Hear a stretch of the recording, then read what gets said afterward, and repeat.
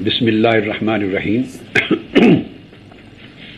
مبشر لقمان صاحب، یہ بات نہایت قابل افسوس اور رنج اور ملال کا باعث ہے کہ ایک ایسا مسئلہ اللہ بہتر جانے کیوں پاکستان میں اٹھا دیا گیا ہے اور لفظ شہید کی اصطلاح کو استعمال کر کے جو خالصتاً دین کا عطا کیا ہوا بڑا عظیم ٹائٹل ہے،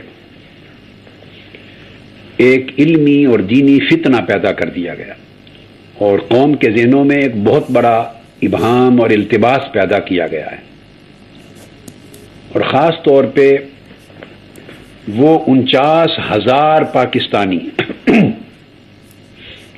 جو پچھلے 10 سال میں دہشت گردی کی آگ میں جل گئے، شہید ہو گئے، اور ان میں کم و بیش 15,000 یہ میرے پاس فگر ہے، 15,000 افواج پاکستان کے جوان ہیں جس ملک کی سرزمین کے دفاع کے لیے، وطن کی حفاظت کے لیے، ریاست کی اتھارٹی کو قائم کرنے کے لیے اور بغاوت کو کچلنے کے لیے جنہوں نے اپنی جانوں کا نذرانہ دیا اور شہید ہوئے، ان کو کسی اور کھاتے میں ڈال دیا گیا ہے۔ معاذ اللہ، استغفر اللہ۔ آپ نے اچھا کیا کہ آج ایک ایکسکلوسیو پروگرام کر دیا، اور میں آپ کی تجویز کو ایکسیپٹ کرتا ہوں کہ سیاسی حوالے سے اس پر آج کوئی گفتگو نہیں کروں گا، اور میں جیسا کہ آپ نے پوچھا کتاب و سنت، شریعت اسلامیہ اور ائمہ فقہ، تمام امت کے جتنے بھی مذاہب فقہ ہیں پورے اجماع کے ساتھ، اور احادیث نبوی صلی اللہ علیہ وسلم کی روشنی میں آپ جو بھی سوال کریں گے انشاءاللہ تعالی اس کا جواب دوں گا، تاکہ قوم اس مخمصے سے نکلے، اس علمی فتنہ سے باہر آئے اور قوم کو ایک کلیئرٹی نصیب ہو۔ اور جنہوں نے قربانیاں دی ہیں، 15,000 افواج پاکستان کے جوان اور 49,000 پاکستانی یہ جو شہید ہوئے ہیں، ان کی پوزیشن بھی کلیئر ہو، اور دہشت گردی کا ارتکاب کرنے والے اور اس ملک کو اس فتنے کی آگ میں جھونکنے والے، ان کی پوزیشن بھی کلیئر ہو۔ سادہ سی بات ایک ذہن میں رکھ لیں کہ جو آپ نے پوچھا کہ اس کی پوزیشن کیا ہے، یہ بغاوت ہے۔ میں اب بریفلی سٹیپ بائی سٹیپ آپ کے سوالات کے حصوں کی طرف جاؤں گا، اور کسی بھی مسلم ریاست کے رٹ کو چیلنج کرتے ہوئے، اس کے دستور کو، نظام کو، اس کی رٹ کو، اتھارٹی کو تسلیم نہ کرتے ہوئے منظم ہونا اور مسلح جد و جہد کا آغاز کرنا۔ میں 2 لفظ یوز کر رہا ہوں شریعت کی کتب میں سے، منظم مسلح جد و جہد، آرگنائز ہونا اور آرمڈ سٹرگل کرنا، اور مسلح ہو کر حملے کر کے مسلمانوں کو، شہریوں کو، اور ایون غیر مسلم شہریوں کو قتل کرنا، بے دریغ بے گناہ لوگوں کا خون بہانا۔ ایسا عمل کرنے والے جو مسلح ہو کر تنظیمی صورت میں کسی علاقے پر قبضہ کرتے ہیں، اپنی اتھارٹی جماتے ہیں اور وہاں سے حملہ آور ہوتے ہیں اور مسلمانوں کا خون بہاتے ہیں اور ریاست کی ریٹ کو چیلنج کرتے ہیں، شریعت میں اور متفقہ طور پہ تمام مذاہب فقہ اسلامی میں اس عمل کو بغاوت کہتے ہیں، اور ایسے طبقات کو بغات کہا جاتا ہے۔ یہ البغی ہے۔ قرآن مجید کی سورہ اور باغی کا جو لفظ ہے، تمام لغت کی کتابوں میں فساد اور ظلم کے لیے آیا ہے۔ فساد اور ظلم کے لیے باغی یا بغاوت کا لفظ آیا ہے۔ اب میں تیزی کے ساتھ آپ کو ریفرنسز دے دوں۔ 5 مذاہب کی، اہل سنت والجماعت کے 4 مذاہب فقہ ہیں جو کتاب و سنت کی شریعت محمدی کی تشریح کرتے ہیں، حنفی، مالکی، شافعی اور حنبلی، اور 5واں اہل تشیع کا جعفری فقہ۔ میں 5 کا ریفرنس آپ کو کوٹ کر رہا ہوں۔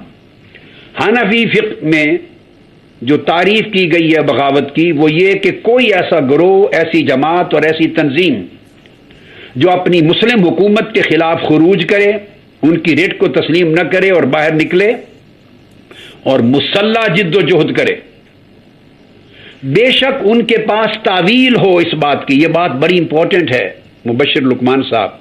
ان کے پاس اپنے خیال میں کوئی دلیل ہو، کوئی تعویل ہو، وہ اپنے آپ کو حق پر سمجھتے ہوں، دین پر سمجھتے ہوں اور حکومت کو باطل سمجھتے ہوں، گناہگار سمجھتے ہوں، فاسق حتیٰ کہ کافر سمجھتے ہوں تعویلاً. تو اپنے ذہن میں خود ساختہ کتاب و سنت کو نہ سمجھتے ہوئے اور اس کی تعبیر کی صحیح تشریح اور علم نہ جانتے ہوئے وہ اپنے بطور نیک نیتی کے ساتھ تعویلاً حکومت کو اور لوگوں کو کفر اور معصیت کی راہ پر سمجھتے ہوں، خود کو حق پر سمجھتے ہوں اور اس تعویل کی وجہ سے مسلح ہو گئے ہوں اور حملہ آور ہوں اور خون بہائیں. ان تمام شرائط کے ساتھ اس کو فقہائے احناف نے کیٹیگوریکلی باغی قرار دیا ہے اور اس عمل کو بغاوت. فتح القدیر سے لے کر مجھے ذرا کلیئرلی سمجھنے دیں ڈاکٹر صاحب، ایک سیکنڈ. اس کا مطلب ہے آپ مجھے کوٹ کریں امام ابو حنیفہ کو کہ ان کی ٹیچنگز میں یہ بغاوت کی جو آپ نے جو بھی ڈیفینیشن دی ہے یہ ان کی ٹیچنگز میں ہے. ہاں میں پہلے وہاں سے شروع کر رہا ہوں. جی ہاں، یہ امام ابو حنیفہ جس کی اکثریت اس ملک میں حنفی ہے.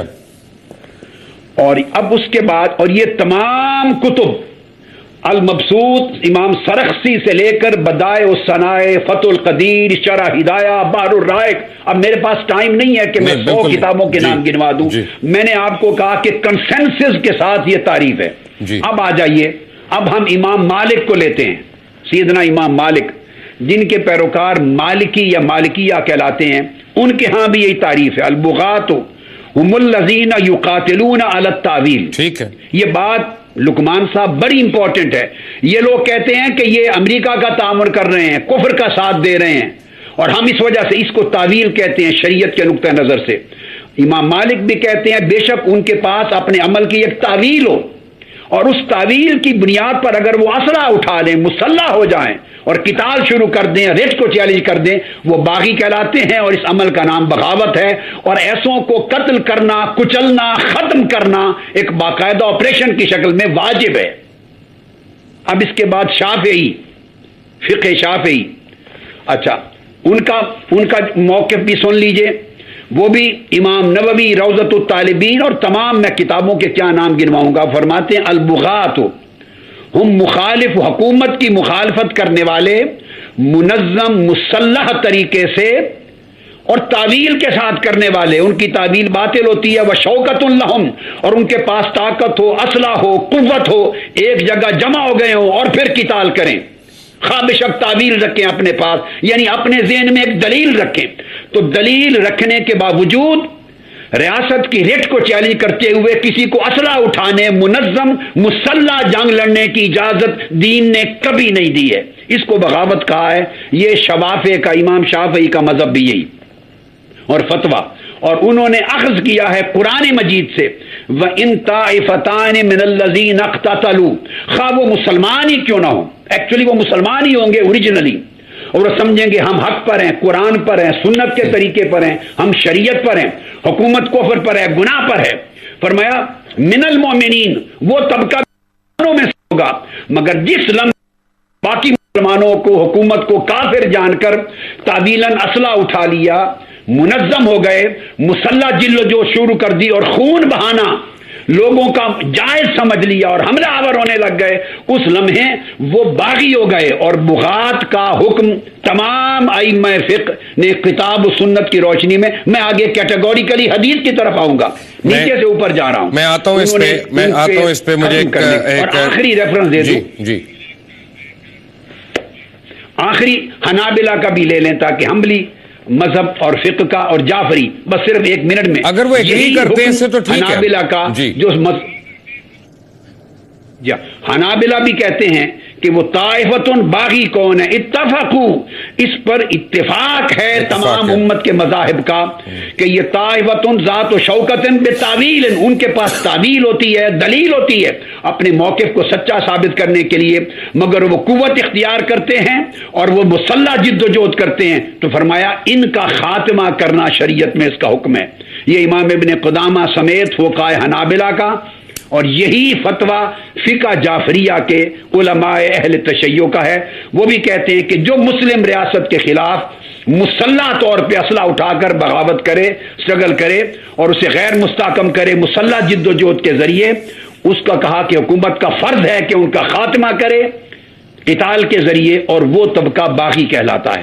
مجھے ڈاکٹر صاحب یہاں پہ ایک چھوٹی سی آپ سے ایک مجھے بریک لینی ہے، لیکن آپ کو میں بتاؤں بریک پہ جانے سے پہلے کہ جب آپ بات کر رہے تھے نا کہ چاہے وہ مسلمان ہی کیوں نہ ہو، تو مجھے ذرا سی ایک ہنسی آئی، کیونکہ قرآن مجید میں سورہ بقرہ میں بڑی کیٹیگوریکلی، میں بریک پہ جانے سے پہلے اپنے ناظرین کو بتاتا جاؤں کہ ڈاکٹر صاحب کی بات سے مجھے یہ یاد آیا کہ سورہ بقرہ میں اللہ تعالیٰ نے فرمایا کہ تم میں سے ایسے لوگ ہوں گے جو زمین پہ فساد کیا کریں گے، اور پھر اللہ کا حکم آیا کہ وَإِذَا قِيلَ لَهُمْ لَا تُفْسِدُوا فِي الْأَرْضِ، کہ تم اللہ کی زمین پہ فساد مت کرو، قالوا، کہیں گے انما نحن مصلحون، ہم تو اصلاح کرنے والے ہیں، ہم تو سب کچھ صحیح کرنے والے ہیں، ہم تو یہ چینج لانے والے ہیں، اور وَهُمُ الْمُفْسِدُونَ، لیکن وہی فساد کی اصل جڑ ہے، وَإِنَّهُمْ كَانُوا عَذَابٌ أَلِيمًا، اور ان کے لیے آخرت میں دردناک عذاب ہے۔